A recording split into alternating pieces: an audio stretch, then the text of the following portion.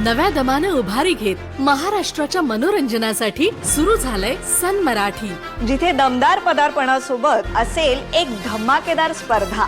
बघा रोज, जिंका रोख. हा दसरा ते दिवाळी रोज 1000 प्रेक्षकांना मिळणार संधी. 2 करोड रकमेची रोख बक्षीस जिंकण्याची. बघा रोज, जिंका रोख. तेव्हा अगदी न चुकता नवनवीन कार्यक्रम बघा रोज आणि प्रश्नांची अचूक उत्तरे देऊन बक्षीस मिळवा रोख. सन मराठी सोहळा नात्यांचा. मला 100% माहितीये की तो मुलगा तुझ्यावरती प्रेम करतो. तुझा माझ्यावर विश्वास नसेल ना, तर तू एकदा जाऊन त्याला भेट आणि त्याला स्ट्रेट वे विचार, तुझं माझ्यावर प्रेम आहे का?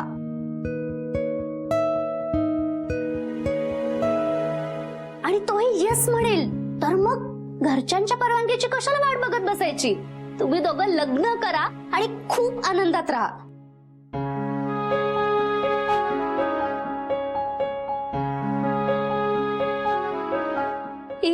काय मज्जा आहे, थ्रिल आहे. मी पण येईन ना तुम्हाला मदत करायला.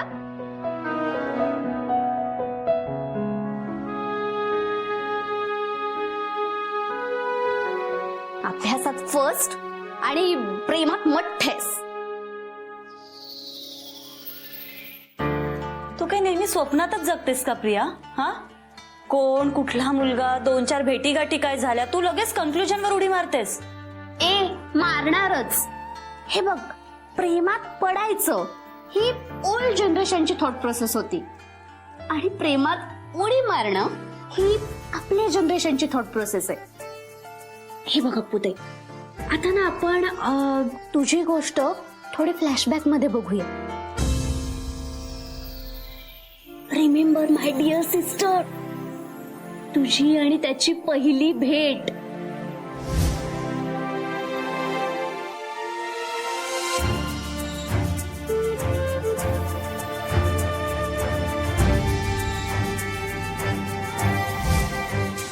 पहिल्या भेटीनंतरची दुसरी भेट. आज मी तुम्हाला तुमचं नाव विचारणार नाही, पण मी आज माझ्याकडून तुम्हाला एक नाव गिफ्ट करणार आहे, मिस स्ट्रॉबेरी. अप्पूताई, कल्पना कर, तो मुलगा काय विचार करत असेल, कोणत्या स्वप्नात असेल. त्या स्वप्नात तू आहेस का आणखी कुणीतरी?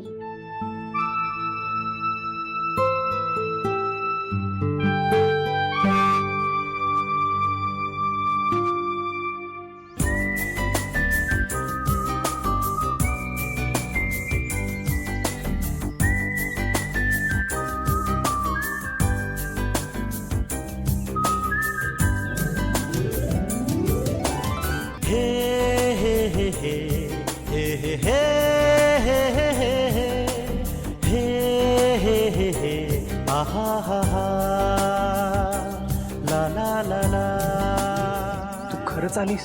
तूच फोन केला होतास ना? हे बघ, अगं, आय मीन तू यू आर रिअली हिअर. मग मी काय भूत आहे?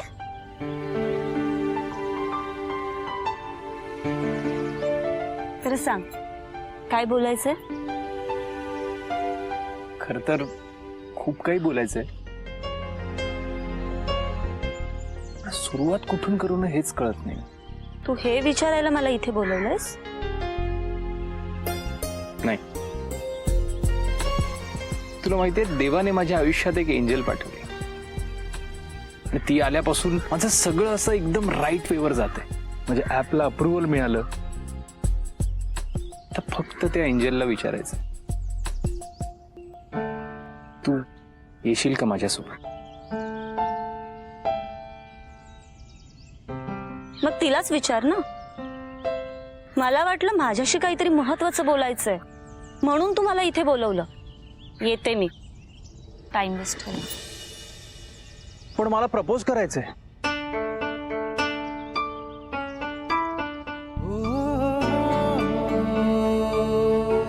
कोणाला? त्या एंजलला. मग कर ना तिला. तिलाच करतोय.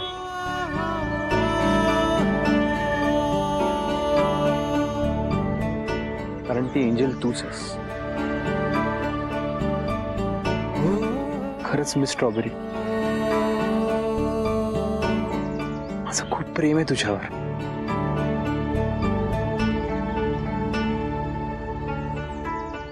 I love you.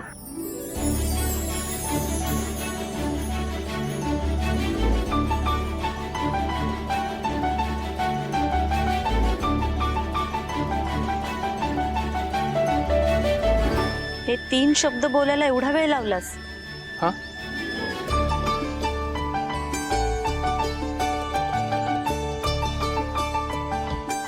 कसं असतं ना की रिअल लाईफ मध्ये पाठलाग करणारे रोड रोमिओज मुलींना खूप आवडतात, पण रिअल लाईफ मध्ये लगेच प्रपोज करणारी मुलं मुलींना सहसा कमीच आवडतात. आणि सुंदर मुलींना तर नाहीच नाही. म्हणून जरा स्लोली. आणि आपल्या प्रत्येक अनपेक्षित भेटीत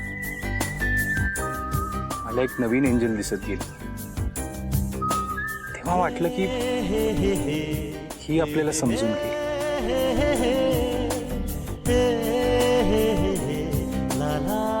खरंच अर्पिता, असं खूप प्रेम आहे तुझ्यावर.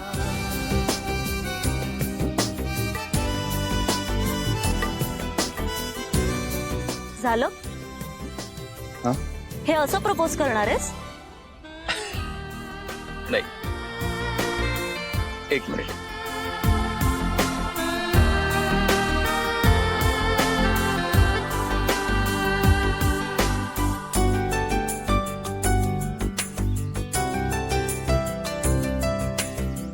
फक्त गुलाब?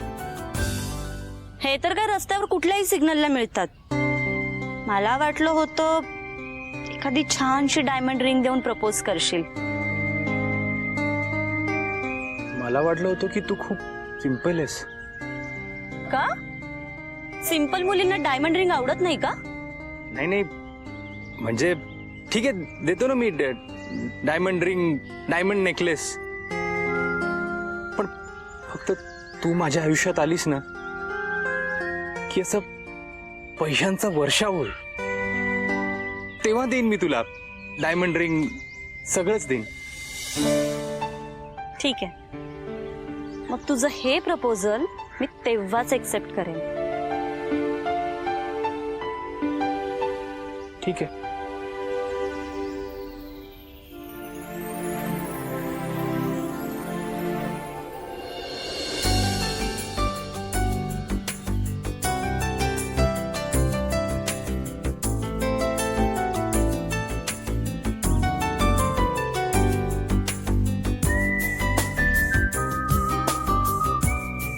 मस्करी करते मी. मला काहीच नको, मला फक्त तू हवायस.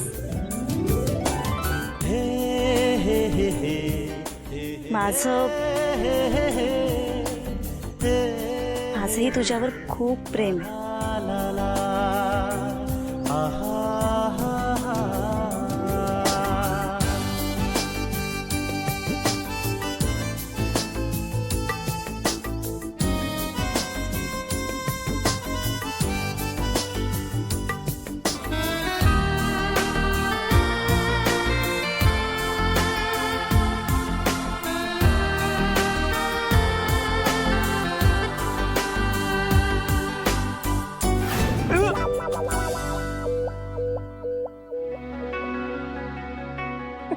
आई शपथ, म्हणजे सगळं स्वप्न होतं तर. काय यार युवी, अजून किती दिवस अशीच स्वप्न बघत राहणार? ठरलंय, आज तर तिला ना सगळं सांगूनच टाकणार आहे मी.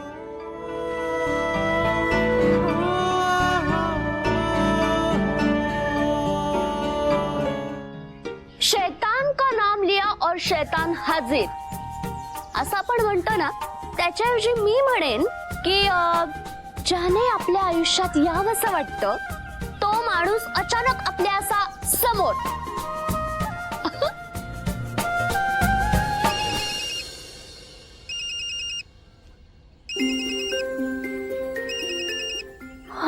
अपुताई, हे बघ,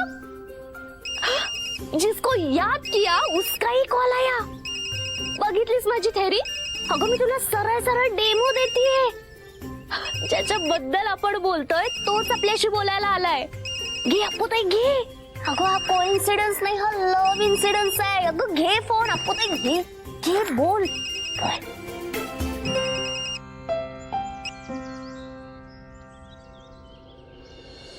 हॅलो. हॅलो, ऐक ना, मला ना तुझ्याशी काहीतरी बोलायचंय. तर आपण भेटू शकतो का?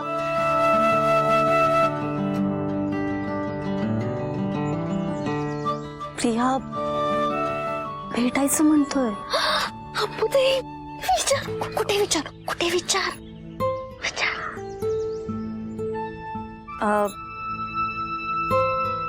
कुठे आणि कधी? पार्कात भेटूया आपण, चालेल? पण का? ते मी भेटलो की सांगेन ना. पण मी काय?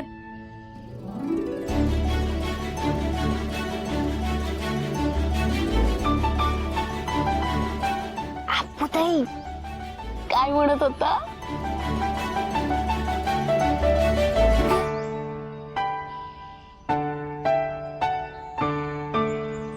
आता मी तुला जे काही सांगणार आहे ते नीट ऐक.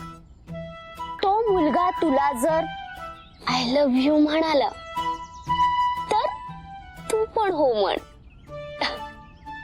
आणि मी आई बाबांना विचारून सांगते किंवा त्यांच्याशी बोलून सांगते असली फालतू उत्तरं द्यायची नाहीत. पण प्रिया, मुळात तो मला प्रपोजच करेल हे तू गृहीत कसं धरलं? अगं पण आणि माझं युवराजवर प्रेम आहे की नाही हे माझं मलाच माहित नाहीये. अरे यार अप्पुताई, अगं आपण 21व्या शतकातल्या मुली आहोत. म्हणजे आपली लाईफ ही एखाद्या शॉर्ट फिल्म सारखी आहे, तासंतास चालणाऱ्या जुन्या फिल्म सारखी नाहीये. आणि माझं मन मला सांगतंय की तो मुलगा तुला प्रपोज करणार आहे आणि तू त्याला होकार देणार आहेस.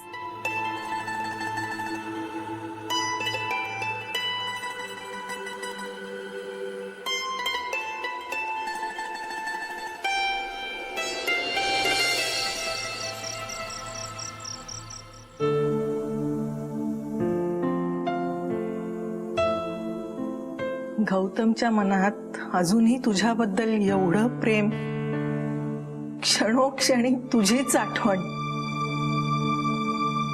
पण मग अर्पितावर एवढा राग, इतका तिरस्कार किती सहन करेल ग ती पोर? गौतम कधीतरी तिच्याशी चांगलं वागेल का ग? मंजिरी, आई मंजिरी कुठे आहे? मंजिरी कामात आहे. तू थांब, मी बोलावून आणते. नाही नाही, ठीक आहे, तुझ्याशी बोलतो ना आधी. बस जर. अगं बस ग, महत्वाचं बोलायचंय, बस.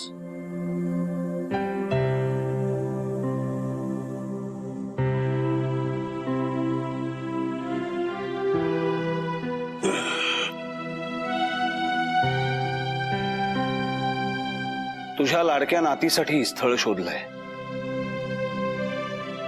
खूप चांगली फॅमिली, चांगले लोक आहेत आणि कशाचीही कमतरता नाही घरात. सुखी राहील पोरगी. दाखव फोटो नातीला, बघ विचारून आवडतोय का. ठीक आहे. मंजिरी, अगं गौतमने मला आत्ता आश्चर्याचा धक्काच दिला. का, काय झालं? अगं आपला काय समज होता की गौतमच्या मनात अर्पिताविषयी काही प्रेम नाही, पण आपण साफ चुकलो की काय?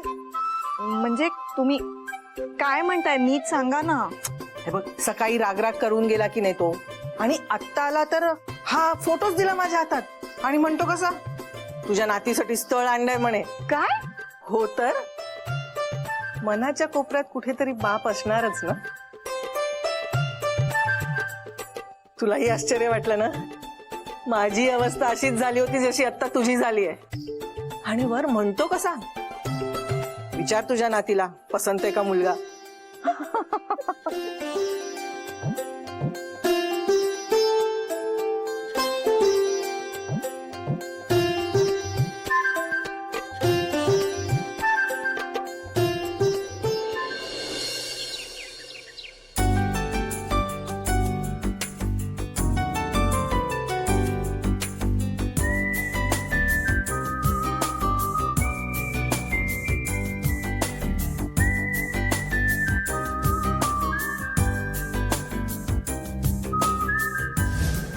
तू अगं माझा लकी चाम आहेस. मी 3 वर्षांपासून माझ्या स्टार्टअपसाठी इन्व्हेस्टर शोधत होतो. आज मला भेटलीस आणि नेमका मला आजच कॉल आला.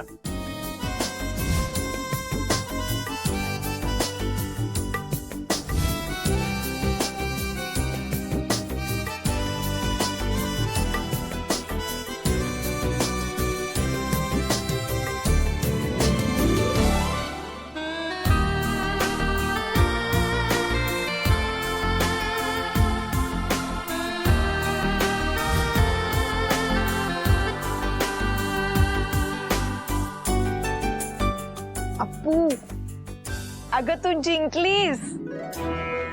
तुझ्या बाबांच्या काळजाला पाझर फुटला. मी तुझ्या आईच्या फोटो समोर उभी राहून बोलत होते तिच्याशी. हेच गाराणं गात होते की गौतम कसा तुझा दुस्वास करतो. पण कसं ना काय आणि कुठच्या देवाची कृपा झाली का तुझ्या आईनेच त्याच्या मनाचं दार ठोठवलं नाही माहित मला, पण तुझी इच्छा पूर्ण झाली अगं. आणि इथून पुढे तुझ्या सगळ्या इच्छा पूर्ण होणार आहेत बघ. आई, आजी, तुम्ही नक्की काय म्हणताय? अर्पिता, तुझ्या बाबांनी तुझ्यासाठी स्थळ आणलंय.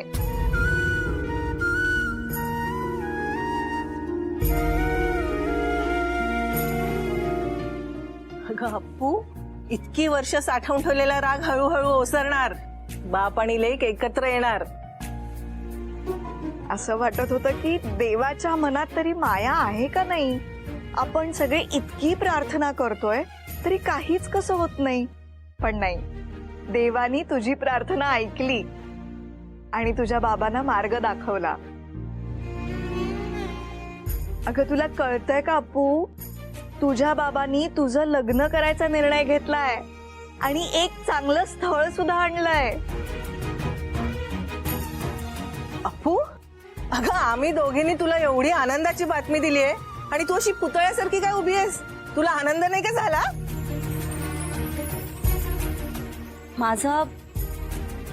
माझा विश्वासच बसत नाहीये. बाबांना तर मी नकोशी आहे. मी या घरातच नकोय. आणि आता तुम्ही सांगताय की माझं लग्न, माझ्यासाठी स्थळ. मी कसा विश्वास ठेवू? माझा पण बसत नाहीये. पियू, तू शांत राहा जरा. अर्पिता, कधी कधी ना माणसाच्या मनात काय चालू आहे हे कळतच नाही अगं. पण शब्दांपेक्षाही कृती कधी कधी बोलकी ठरते. अगं कुठेतरी मायेचा ओलावा असणार. उगाच का त्यांनी आईंना फोटो दाखवला त्या मुलाचा. आणि शिवाय तुझ्या बाबांनी असंही सांगितलंय की हा मुलगा तुला आवडलाय का नाही हे तिला विचारा. हे लग्नाचं प्रपोजल आहे का शॉक ट्रीटमेंट? ही तुला शॉक ट्रीटमेंट वाटते? हे बघ, बाबांना फक्त अर्पिताला घराबाहेर काढायचं म्हणून तिचं लग्न ठरवलं असतं तर त्याने मग तिच्या आवडीनिवडीचा विचार कशाला केला असता सांग? बाबा असं म्हणाले? बाबांनी माझ्या आवडीनिवडीबद्दल विचारलं? हो अगं. बघ, हा फोटो लवकर बघ आणि सांग तुला मुलगा पसंत आहे की नाही.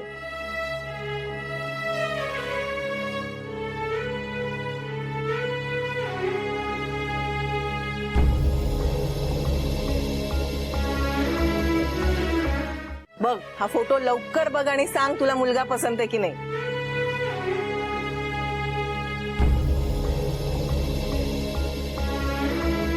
काय झालं? काही नाही. मला सुचतच नाहीये. आई, मला एवढा आनंद याआधी कधीच झाला नाहीये. मला आता बाबा म्हणून मोठ्याने हाक मारावीशी वाटते.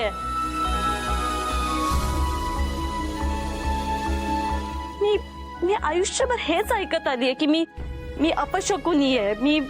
मी या घराला लागलेली दृष्ट आहे. मी नकोशी आहे. मी या घरातच नकोय. पण आज बाबांनी माझ्या आयुष्याचा निर्णय घेतलाय. मला हेच हवं होतं. मी याचीच वाट पाहत होते.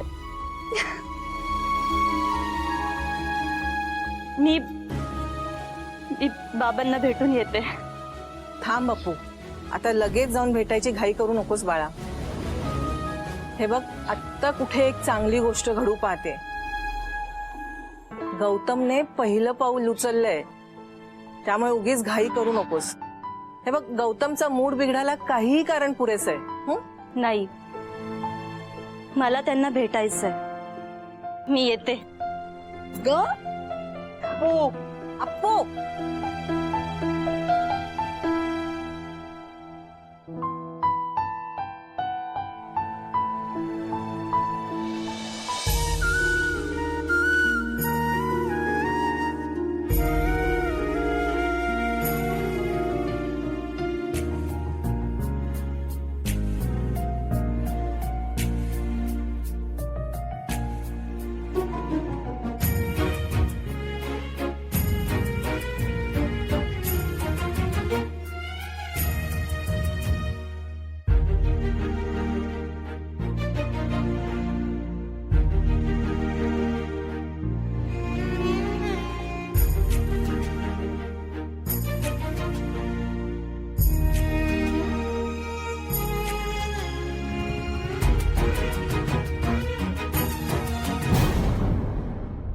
आता आपल्या आवडत्या मालिकेचे संपूर्ण भाग मालिका प्रसारित झाल्यानंतर लगेचच पाहू शकता पूर्णपणे मोफत फक्त सन नेक्स्ट वर.